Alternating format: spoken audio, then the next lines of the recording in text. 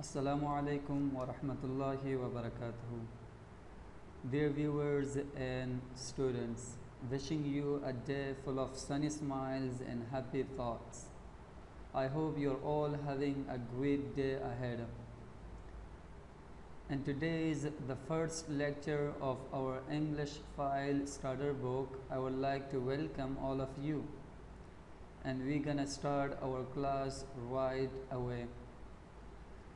تر هر څه د مخه تاسو ټولو زده کوونکو ته زموږ د امریکن انګلیش فایل لومړی درس کې ښه راغلاست ویم په دې هیله چې په خپل ورځني چارو کې خوښ او بریالي اوسئ لکه څنګه چې د امریکن انګلیش فایل سټارټر کتاب اړوند یو څه مخکې غږېدلی وو زموږ د نن ورځې درس هغه هم ابتدا کوونکي یا هم د دغه آنلاین کلاس لومړی درس به واوسي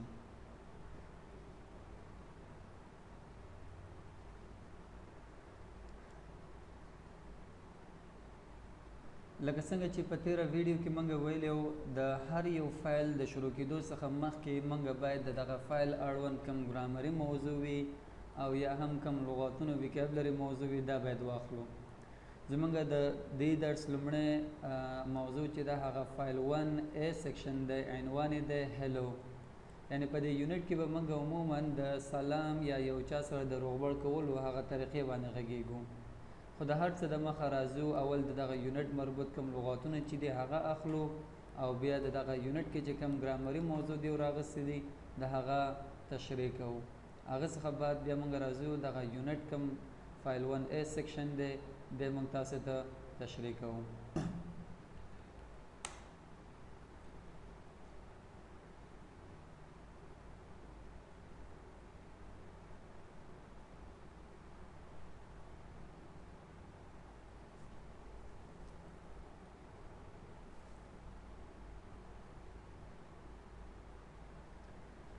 راځو په لومړی قدم کې د سټارټر کتاب فایل 1A سیکشن هغه موضوع کوم چې هلو دی د دې اړوند لغاتونه یا هم ویکابلري اخلو هر کله چې زه یو لغت تلفظوم تاسو باید غوږ ونیسئ او بیا وروسته ما پسې تکراروئ کنټنټ کنټنټ کنټنټ معنا محتویات یا هم فهرست لوک لوک لوک look معنا قتل in pairs in pairs in pairs in pairs معنا په جوړیز شکل count count count معنا شمیرل bye bye bye bye bye bye په مخه دی ښه pronunciation pronunciation pronunciation تلفظ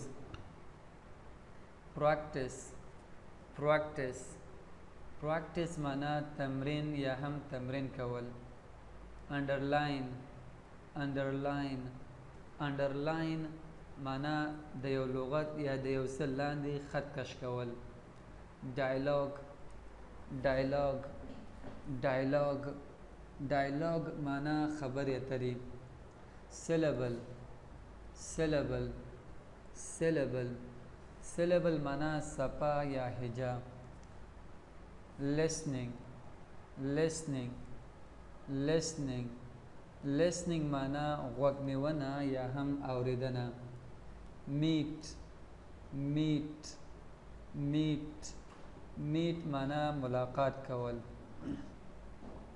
speaking speaking speaking معنا خبري یا هم وینا listen listen listen معنا غوږ نیول see you soon see you soon see you soon د زر لیدو په هیله goodbye goodbye goodbye د خدای په امان right right right معنا صحیح یا هم خطا right معنا صحیح ته ویل کی یا هم حق ته هم ویل کېدای شي wrong wrong wrong معنا غلط tree tree tree معنا ونه bike bike بایک معنا سایکل یا هم موټر سایکل دوانو ته موږ بایک کلمه استعمالولی شو. I'm sorry بخنه غواړم. excuse me وبخه یا هم بخنه غواړم. today معنا نن ورځ. tomorrow معنا سبا. the weekend معنا د هفتې رخصتي، یعنی په ورځو کې چې کوم 2 ورځې زموږ رخصتي ده د پنځشنبې او جمعې ورځ، دغه 2 ورځو ته په انګلیسي کې ویکند ویل کېږي. the weekdays معنا د هفتې رسمي ورځې، هغه 5 کم رسمي ورځې چې موږ کار ته ځو یا هم مکتب پوهنتون ته ځو، دغه ورځو ته weekdays ویل کېږي. see you tomorrow معنا سبا ته لیدو په هیله. nice to meet you معنا په لیدو دې خوښ شوم. راځو اوس دغه فایل 1 هلو کمین 1 چې د اړوند موږ ویکابلری بینک کې نمبرز هم اخلو. 0 1 2 3 4 5 6 7 8 9 10 د صفر نه نیولې تر لسو پورې تاسې ته شمارې واخیستلې. وروستی موضوع د ویکابلري اړوند هغه زموږ د ډیز آف د ویک یا د هفتې ورځې دي. په دغه فایل کې په دغه یونټ کې موږ د هفتې ورځې هم پیژنو. ساټرډے معنا شنبه، اکثره ملګري دا سچرډے وایي، چر نه تلفظیږي بلکې ساټرډے ویل کېږي. ساټرډے شنبه. سنډے معنا یک شنبه. منډے معنا دوشنبه. ټیوزډے معنا سه شنبه. وینزډے معنا چهارشنبه. تھرزډے معنا پنجشنبه.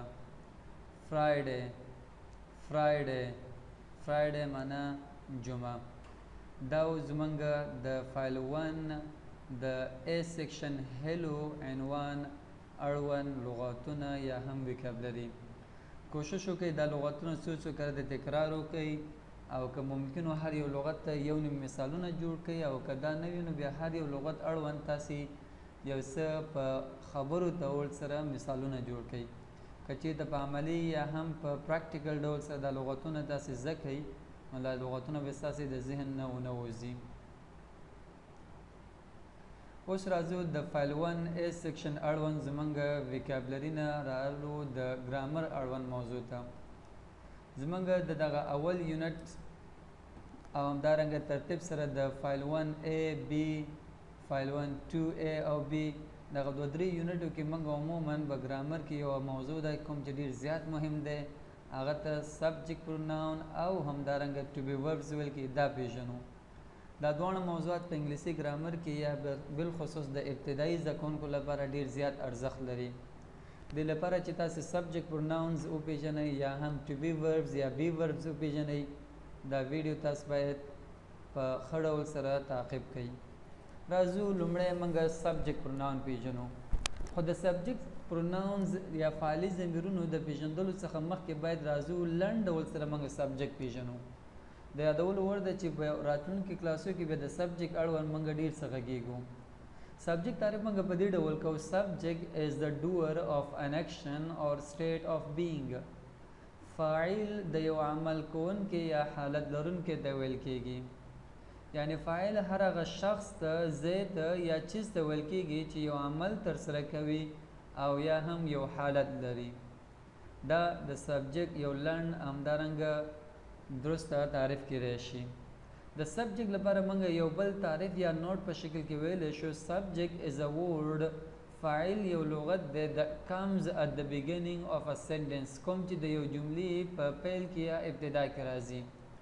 یعنی د یو جملې په ابتدا کې چې هر هغه کلمه استعمال شوې اوسي هغه به موږ سره سبجیکټ اوسي، تقریبا 95% یا دې څخه هم زیات سبجیکټ یا فاعل د جملې په پیل یا هم ابتدا برخه کې راځي. نو دا دوه د سبجیکټ یا هم د فاعل اړوند تعریفونه په بخښنې سره نو دا دوه د فاعل یا هم سبجیکټ اړوند تعریفونه. یو یادونه باید وکړو هغه دا چې زمونږ هره جمله چې موږ ویو په انګلیسي کې چې تاسې هره جمله ویوئ باید دې کې سبجیکټ شتون ووسي. اوس پوښتنه دا ده چې سبجیکټ موږ سره کیدای شي ناون اوسي او کیدای شي پروناون اوسي. که چې د اسم تاسې سره د فاعل په حیث دنده مخ ته وړي دي د سبجیکټ ناون ویل کېږي. خو که چې د موږ سره یو ضمیر اوسي خو دنده یا وظیفه د سبجیکټ مخ ته وړي نو دې ته بیا موږ په انګلیسي کې سبجیکټ پروناونز یا هم فاعلي ضمیرونه ویو. So for that let's have the definition of subject pronouns. راځو د سبجیکټ پروناون تعریف به واخلو. Subject pronouns are those which are used instead of subject in the sentences. وی فاعلی ضمیرونه هغه دي کوم چې په جملو کې د فاعل پر ځای استعمالیږي. یعنی مخکې موږ یادونه وکړه چې فاعل یا به اسم اوسي او یا به ضمیر. خو که چېرته په یو جمله کې اسم د فاعل دنده مخ ته وړي او تاسې غواړئ د دغه اسم ځایناستی پیدا کړئ کوم چې د فاعل په حیث استعمال شوی دی نو موږ کولی شو سبجیکټ پروناون څخه یو دانه واخلو. په انګلیسي کې سبجیکټ پروناونز و دانې دي. یعنی هغه ټول اسمونه چې موږ لرو د دې ځایناستي لپاره تاسو کولی شئ له دغه اووه ډوله سبجیکټ پروناونز څخه استفاده وکړئ.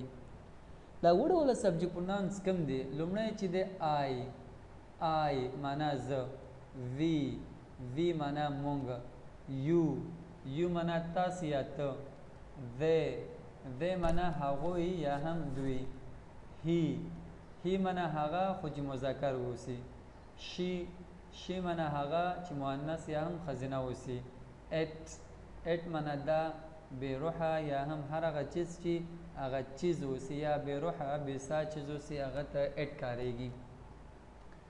بیا آی ته په انګلیسي ګرامر کې فرست پرسن یا لومړی شخص مفرد هم ویل کېږي. یعنی آی چې دی هغه کس ته ویل کېږي چې دی خبرې کوي متکلم او خو مفرد باید اوسي یعنی یو کس ته.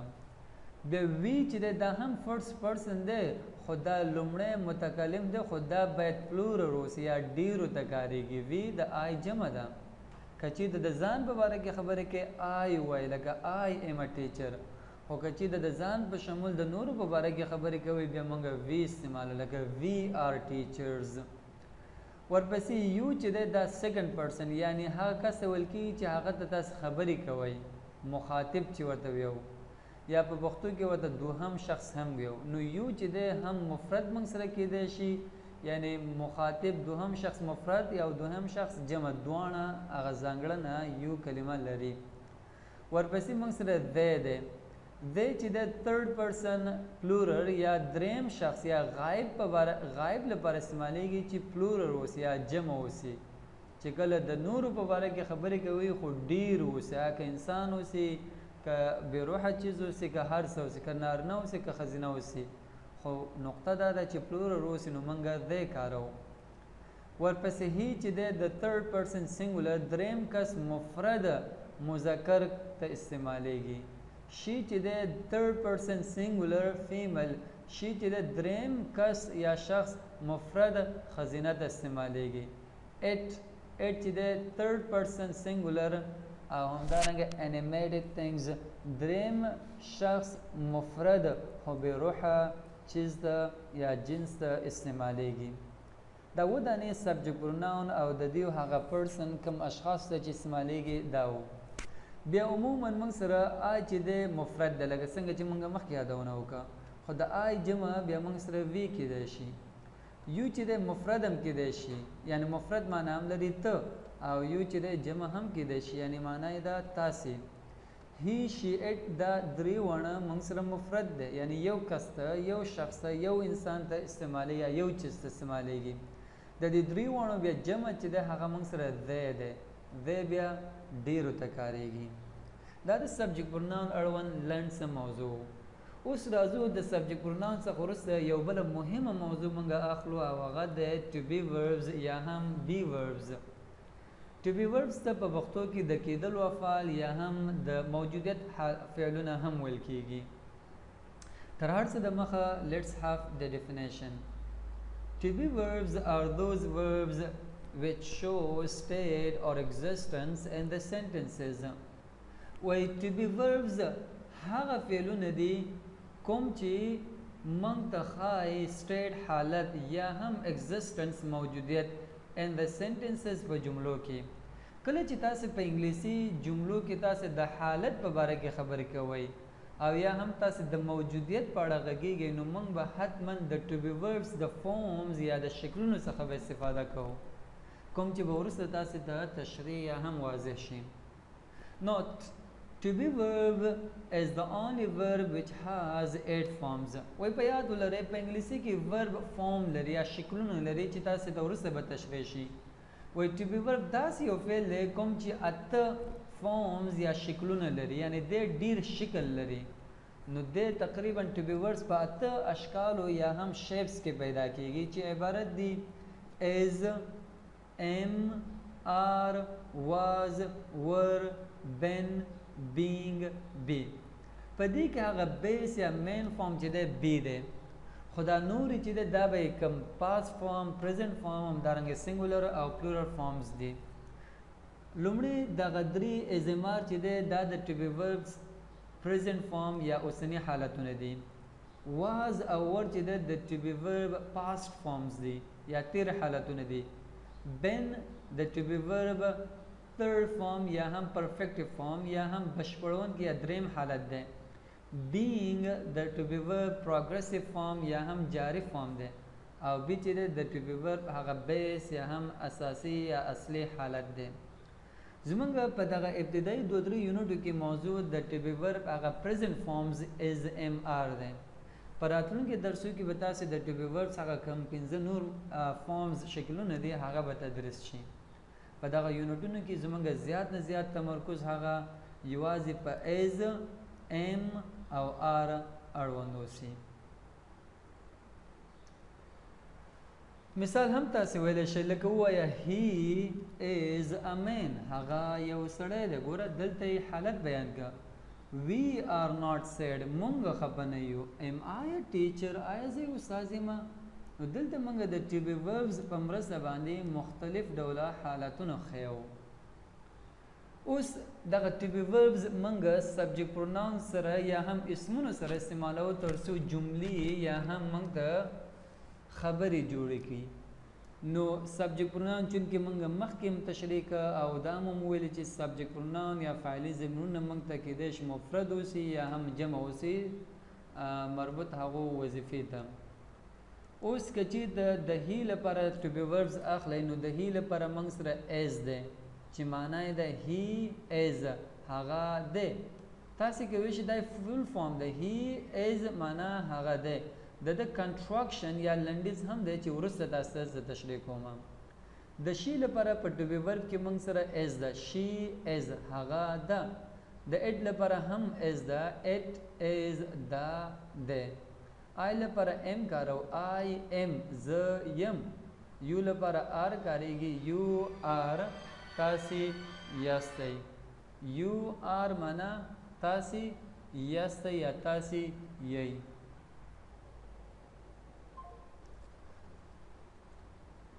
we are we لپاره مونږ are کارو مونږ یو.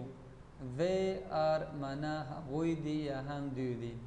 په یاد ولرئ is چې د مفرد حالت ده د to be verb په present form کې. am هم موږ سره د I لپاره استعمالیږي او are چې د په to be verbs په present form کې plural form دی. د دې سره سره تاسو په خبرو کې کوئ چې د contractions یا هم لنډیز څخه استفاده وکړئ. نو تاسو ویلی شئ چې he is contraction موږ سره his دی. she is هغه ده لنډیزي she's. it is دا ده it's. I am I'm. you are your. we are we're. they are their. دا د to be verbs هغه contraction یا هم لنډ حالتونه وو.